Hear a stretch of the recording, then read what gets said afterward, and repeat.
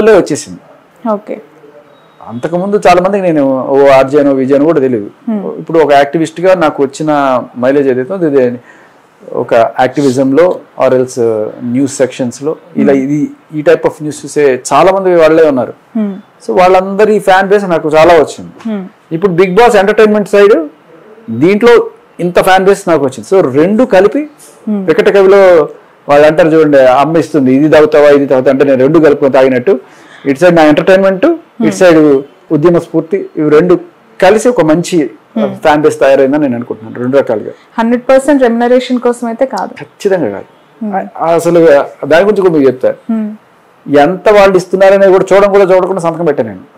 అవునా? తర్వాత ఎప్పుడో పడినప్పుడు సరే ఎంత అయితే ఎంత అయింది అనుకున్నాను.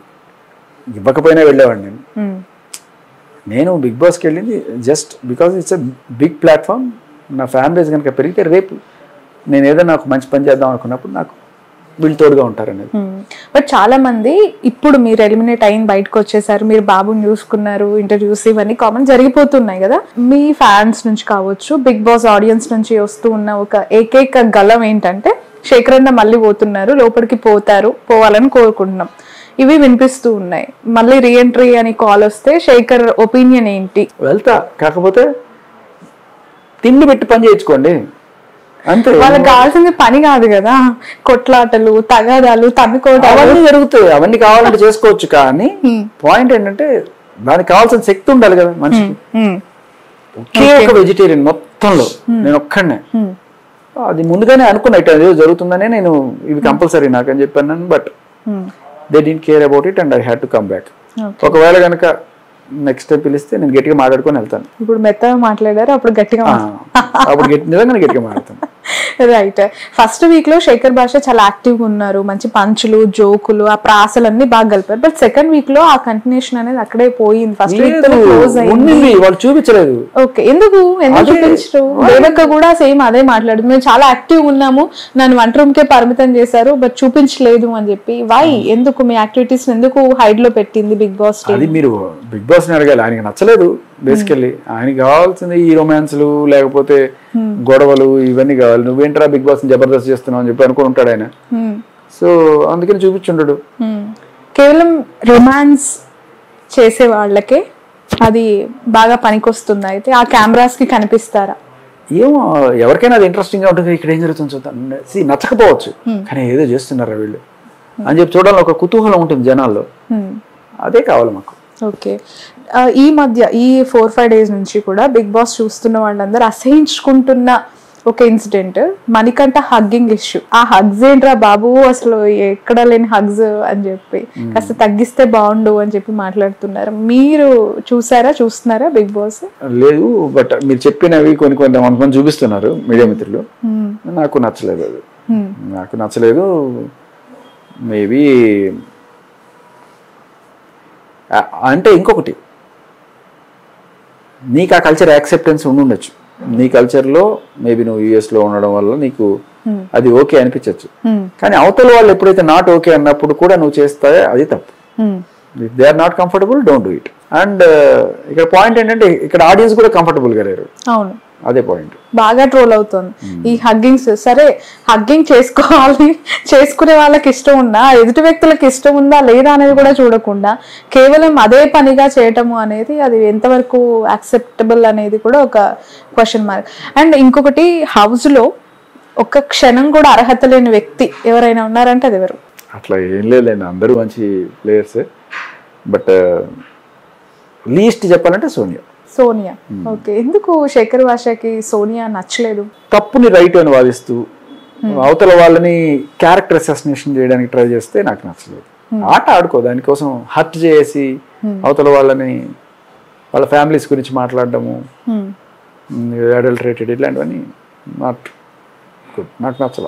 సో ఈ వారం మీ ఒపీనియన్ ప్రకారం ఎవరు ఎలిమినేట్ అవుతారు అని అనుకుంటున్నారు? పృథ్వీ కానీ అభయ్ కానీ. అభయ బాగానే ఆడుతున్నట్టున్నాడు కదా అభయ్ కూడా. తెలీదు, అంటే ఫ్యాన్ బేస్ ఎలా ఉంటుందో చూడాలి. ఈ బిగ్ బాస్ ని కొంచెం పక్కన పెడదాం. యాక్టివిస్ట్ శేఖర్ భాష నెక్స్ట్ ఏం చేయబోతున్నారు? యాక్టివిస్ట్ గా 1 రోజులు గ్యాప్ ఇవ్వండి అంతేనా? మళ్ళీ యుద్ధం షురూ చేయబోతున్నారా? ఏమో చూద్దాం, అది మన చేతిలో ఏం ఉండదు, అంతే. యుద్ధాన్ని వెతుక్కుంటే ఆయుధాలు అవే వస్తాయి. ఎలా ఉండింది రెస్పాన్స్? అది మీరు ఇంటర్వ్యూస్ చేస్తున్నప్పుడు రాజ్ తరుణ్ గారు మిమ్మల్ని స్టేజ్ పైకి పిలిచి అప్రిషియేట్ చేశారు కదా, మీకు ఆల్రెడీ ముందు పరిచయం లేరు అని అన్నారు తను, బట్ ఆ ఇన్సిడెంట్ తర్వాత వి బికేమ్ గుడ్ ఫ్రెండ్స్. ఇప్పటికీ ఫోన్ చేస్తారు, మాట్లాడుకుంటాం, ఆల్ ఈస్ గుడ్. ప్రస్తుతానికి ఏం పెద్ద నేను అదే అన్న ప్రాబ్లం ఉందంటే, నువ్వు ఫస్ట్ మీ బుడ్డడితో ఆడుకో, కంగారు ఏం లేదు, మేము చూసుకుంటున్నాం కదా అని చెప్పి అన్నాడు. సరే థ్యాంక్స్ ఫర్ ద టైం అనుకున్నాను. శేఖర్ గారు, మీరు బయటకు వచ్చిన తర్వాత ఈ 3-4 days లో మీరు డెవలప్మెంట్స్ చూసుంటారు.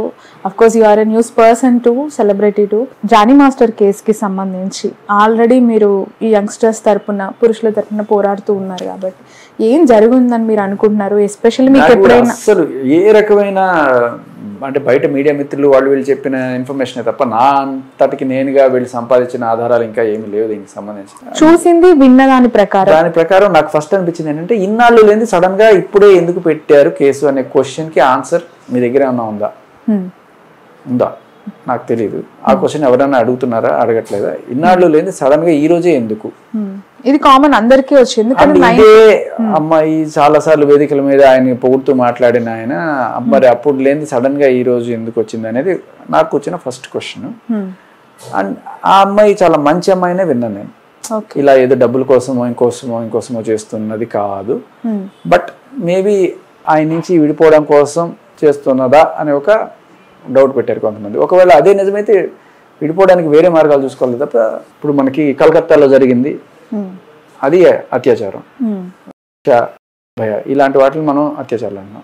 బట్ రిలేషన్స్ లో ఆల్రెడీ చాలా రోజులు ఉండి సడన్ గా ఒక రోజున వచ్చి ఈ 376 ఇలా పెడుతున్నప్పుడు నాకు అదే అనిపిస్తుంది. అంటే అంత సీరియస్ గా ఇప్పుడు పోలీసులు తీసుకుంటున్నారా లేదా అనేది కూడా చూడాలి మనం. అంటే ఎప్పుడన్నా పోలీస్ స్టేషన్కి వెళ్ళి కొంతమంది కేసులు పెట్టడానికి వెళ్ళినప్పుడు, చూడమ్మా ఇలా రాస్తే కంప్లైంట్ వర్కౌట్ అవ్వదు, ఇలా రాయాలి, ఈ సెక్షన్స్ పడాలి, ఈ సెక్షన్స్ పడితే గట్టిగా భయం ఉంటుంది వాళ్ళకి, ఇది అని చెప్తుంటారు. Which is not fair. అంటే ఇన్ కేసు అని చెప్పట్లేదు నేను, మామూలుగా ఒకవేళ జరుగుంటే ఇప్పుడు నేను ఏడిపించాడని కేసు పెట్టు, టీజ్ చేశాడని కేసు పెట్టు, అప్పు ఎగ్గొట్టాడని కేసు పెట్టు, నాకు లేకపోతే నేను కొట్టాడనే కేసు పెట్టు. బట్ కొట్టాడు కాబట్టి, లేకపోతే అప్పు వేసుకున్నాడు ఇవ్వలేదు కాబట్టి, లేకపోతే ఏదన్నా 4 ఫోటోలు ఏవో ఉన్నాయి పాతకు సంబంధించి అవి పెట్టి, ఇలాంటివి ఈ కేసు అని కాదు, మామూలుగా కొన్ని చోట్ల మనం చూస్తుంటాం. ఆ సాంప్రదాయానికి ఫస్ట్ ఆఫ్ ఆల్ పోలీసులైనా లేకపోతే ఎవరైనా సరే చర్మగీతం పాడాలి. ఇది ఏంటో నాకు తెలీదు, చెక్ చేసి కానీ నేను మీకు డీటెయిల్స్. ఎప్పుడైనా కలిసారా మీరు గతంలో జానీ మాస్టర్? ఇప్పటి వరకు ఎప్పుడు ఎప్పుడైనా అప్పుడప్పుడు ఇంటర్వ్యూలో కలిసాను, నేను ఎప్పుడు అసలు కలవలేదు. బట్ ఇది చూస్తూ ఉన్నప్పుడు చాలా మందికి ఇది ఒక ఫేమస్ సెలబ్రిటీ స్టేటస్ ఉన్న వాళ్ళని డిఫేమ్ చేయడానికి ఈ అమ్మాయి ఇలా చేస్తుంది, యాక్సిడెంటల్ గా ఇన్ని ఇయర్స్ ట్రావెల్ తర్వాత ఇప్పుడు ఎందుకు కేసు పెట్టింది, కామన్ మీరు అడిగిన ప్రశ్నే అందరూ అడుగుతున్నారు. బట్ టాలీవుడ్ పెద్దలు కొంతమంది ఆయనకు సపోర్ట్ చేస్తున్నారు. డీలో ఏమైనా పార్టిసిపేట్ చేశారా? ఆ అమ్మాయి డీలో కూడా డీలో ఫేమ్ అయ్యి ఇప్పుడు డీఫేమ్ చేస్తున్నారు. అదే జరుగుతుంది. చూడాలండి. నాకంటే ఆవిడ గురించి నేను మంచిగానే విన్నాను, అండ్ అలాగే జానీ మాస్టర్ గురించి కూడా నేను ఇప్పుడు